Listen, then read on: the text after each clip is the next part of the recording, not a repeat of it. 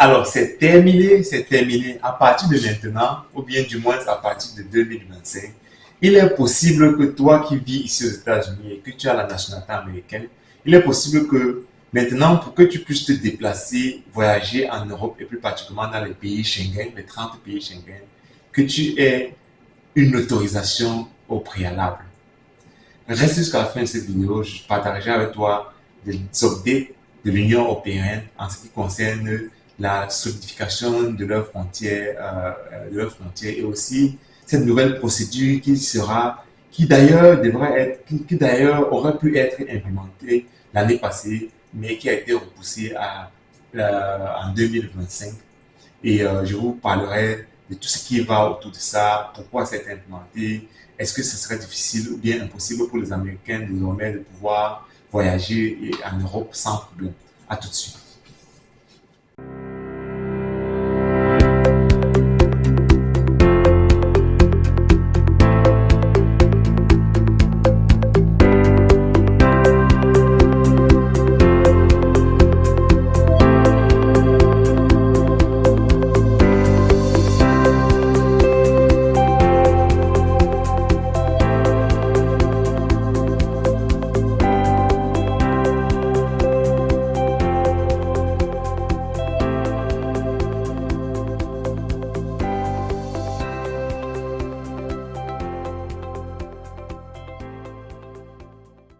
En 2024, c'est-à-dire cette année, au début de cette année, ou bien vers la fin de 2023, début de cette année, l'Union européenne a voulu mettre sur pied cette nouvelle procédure appelée ETIA, European Travel Information and Authorization System, sur pied qui permettra en quelque sorte aux ressortissants américains ou bien aux personnes détentrices d'un passeport américain d'avoir une autorisation au préalable avant de se rendre dans les pays Schengen.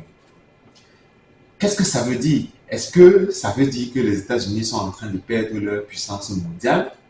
Est-ce que ça veut simplement dire que beaucoup de pays ne respectent plus le passeport bleu? Beaucoup de questions peuvent être posées autour de cette actualité. Mais ce qui revient de l'Union européenne, ils ont décidé d'implémenter ou bien de vouloir implémenter cette nouvelle procédure pour pouvoir plus sécuriser leurs frontières et pouvoir identifier et connaître ceux qui entrent et sortent de leur territoire. Alors, c'est quoi cette nouvelle procédure? En fait, c'est simplement une procédure en quelque sorte qui servira d'un e-visa qui non seulement permettra à l'Union européenne ou bien aux pays de l'Union européenne, pays Schengen, de pouvoir identifier les personnes qui entrent dans leur territoire beaucoup plus provenant des États-Unis. C'est une procédure en temps normal qui aurait dû être implémentée cette année aux États-Unis, par les pays européens, mais qui a été repoussée à l'année prochaine pour plusieurs raisons. L'une des raisons a été évoquée par l'Union européenne est l'organisation des Jeux olympiques qui se poursuivent en ce moment aux États-Unis. Nous savons que ces événements attirent beaucoup d'affluence et ils pensaient qu'ils n'étaient pas prêts pour pouvoir mettre sur pied cette nouvelle procédure à cause de cet événement. Même chose, l'euro qui se joue actuellement, ils ont décidé qu'ils vont repousser ça l'année prochaine.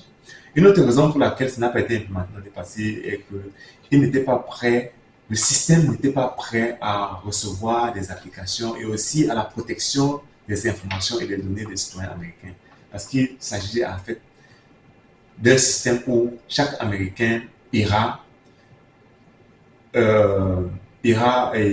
en quelque sorte remplira un document. Il a été rapporté que la nouvelle procédure n'a pas été implémentée l'année passée pour trois raisons principales. La première raison est la protection des données des citoyens américains.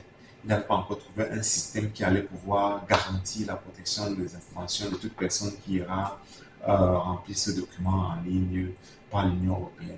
Ensuite, il y a des challenges dus aux Jeux olympiques qui se poursuivent en ce moment en Europe. Ils ont pensé que l'affluence qu'il y aura et le système n'était pas encore prêt à pouvoir soutenir ce type d'affluence.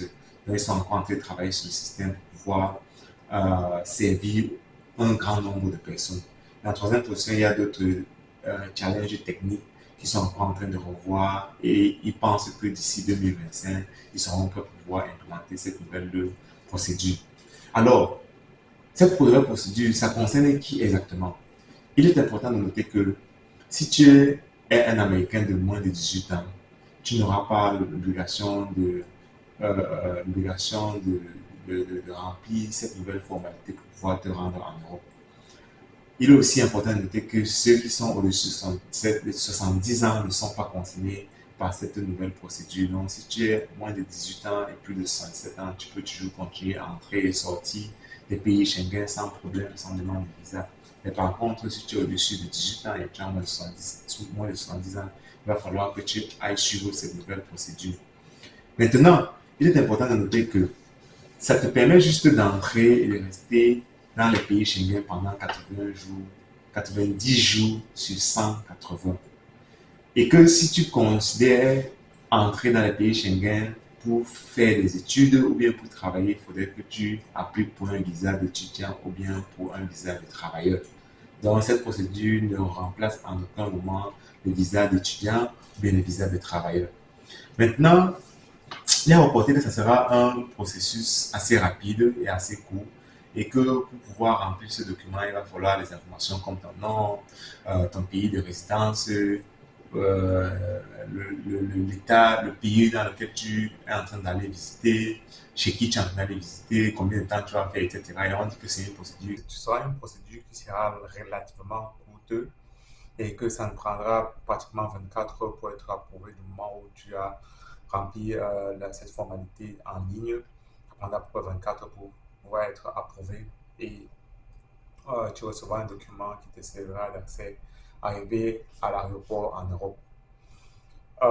Il est aussi utile de remarquer que les frais associés à cette nouvelle procédure n'ont pas encore été déterminés. On espère avoir plus d'informations concernant cette nouvelle procédure. Alors, qu'en pensez-vous? Est-ce que vous pensez que cette nouvelle procédure va finalement être implémentée? Est-ce que vous pensez que ça sera plus facile maintenant pour les Américains de pouvoir voyager dans ces pays? Dites-moi en commentaire ce que vous pensez, mais restez scotché pour plus d'actualités à ce sujet. À très bientôt.